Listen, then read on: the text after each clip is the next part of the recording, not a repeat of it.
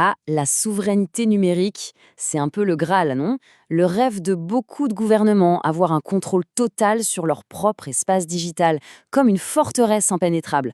Mais dans notre monde hyper connecté, est-ce que cette forteresse n'est pas en fait juste un château de cartes? C'est exactement ce qu'on va décortiquer aujourd'hui. Alors, la question centrale, la voici. Une nation peut-elle vraiment être seule maîtresse de son destin numérique? Une analyse récente montre que la réponse, elle est beaucoup plus compliquée qu'on ne le pense. D'abord, pour qu'on soit bien clair, de quoi on parle exactement avec ce terme de souveraineté numérique? C'est l'idée d'une indépendance totale. Imaginez un contrôle complet sur le matériel, les logiciels, les données. C'est une promesse de sécurité et d'autonomie qui est forcément très séduisante. Allez, on plonge dans le vif du sujet. On va voir ensemble pourquoi cette quête d'indépendance absolue ressemble plus à une illusion, à un mirage, qu'à un objectif vraiment atteignable. Parce que la réalité, en fait, c'est que le monde numérique n'est pas un archipel d'îles indépendantes. C'est un continent unique où tout est interconnecté, souvent de manière complètement invisible. Vouloir s'isoler, c'est un peu comme vouloir ignorer que tout se touche.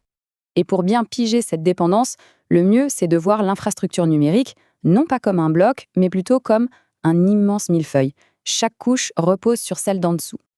Regardons ça de plus près. Tout en bas, la fondation, c'est la couche du matériel. On parle des câbles, des serveurs, des satellites, bref, du physique. Juste au-dessus, on a la couche du firmware et des systèmes d'exploitation. En gros, le cerveau qui fait tourner la machine. Ensuite vient la couche des algorithmes, la logique qui organise toute l'information. Et tout en haut, la cerise sur le gâteau, la couche des données. Le problème, c'est qu'une seule petite faille dans l'une de ces couches et tout l'édifice risque de s'effondrer. C'est ça, le château de cartes. Ok, commençons par la base, par le plus concret, le matériel physique. On peut vraiment voir ça comme les artères de notre monde numérique. Et là, attention, accrochez-vous bien. 99%. C'est la part de toutes les données intercontinentales qui passent par une simple poignée de câbles sous-marins. Des câbles qui, pour la plupart, appartiennent à des entreprises privées. Ça crée des points de blocage ultra critiques pour la quasi-totalité du trafic Internet mondial. Prenons l'exemple de la 5G. Sur le papier, la promesse est géniale. Une architecture décentralisée, super robuste. Mais dans la réalité, dans le concret, tout repose sur une poignée de fournisseurs. Si la chaîne d'approvisionnement d'un seul d'entre eux a un problème, c'est tout un réseau national qui peut être menacé. Et ce qui est fou, c'est que même quand on lève les yeux au ciel, on retrouve exactement la même concentration. Starlink, à lui seul, contrôle plus de 60% de tous les satellites actifs en orbite basse. Une seule entreprise privée est devenue, de fait, un pilier des communications mondiales.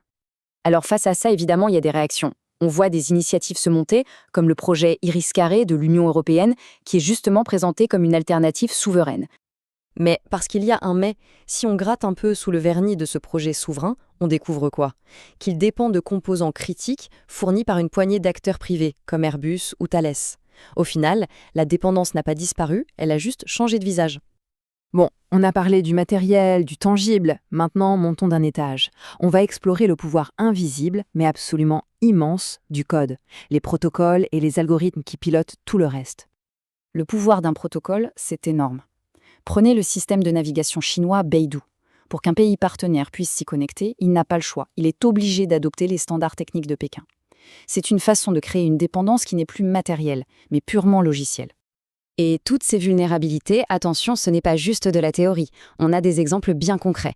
Souvenez-vous des révélations de Snowden en 2013, qui montraient la surveillance massive via ces fameux câbles sous-marins.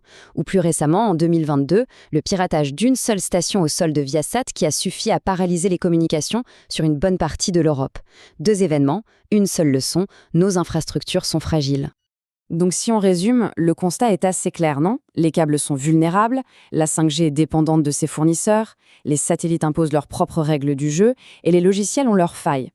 Le mythe de l'indépendance totale, il ne s'effrite pas, il s'effondre carrément. Alors, c'est la panique? Pas forcément. Si l'indépendance totale est une illusion, ça nous force à penser autrement. La discussion change de sujet, on passe de la souveraineté à un concept beaucoup plus pragmatique, la résilience. Pour ça, il faut accepter une vérité fondamentale sur Internet. Il n'a jamais été pensé pour l'indépendance. Il a été conçu pour l'efficacité, pour l'interconnexion. C'est dans son ADN. Vouloir l'isoler, c'est un peu comme nager à contre-courant. Alors, quelle est la solution? Eh bien, elle pourrait tenir en deux mots. collaboration compétitive. L'idée est simple, que tout le monde, les États, les entreprises, les communautés open source, travaillent ensemble pour auditer et renforcer les infrastructures critiques que l'on partage tous, tout en restant bien sûr en compétition par ailleurs. Au final, le message principal, il est là. Plutôt que de s'épuiser à poursuivre une indépendance qui est impossible à atteindre, le véritable objectif devrait être de construire de la résilience. La force ne vient pas de l'isolement, mais de notre capacité à gérer et à sécuriser cette interdépendance. Il faut préciser que toute cette analyse s'appuie sur le livre Homo Servus, l'effondrement de la souveraineté humaine à l'ère numérique, écrit par les docteurs Wahiba Melawi, Mubar-Kout Mohamed et Halima Melawi. Pour celles et ceux qui veulent creuser le sujet, leur site web est une excellente porte d'entrée. Et tout ça nous laisse avec une question fondamentale pour la fin. Dans ce monde qui est, par nature, interconnecté, où se trouve la véritable force ? Est-ce qu'elle est dans cette quête un peu illusoire d'indépendance, ou plutôt dans notre capacité à collaborer intelligemment ? L'avenir de notre monde numérique dépendra de la réponse qu'on y apportera. Merci de nous avoir suivis.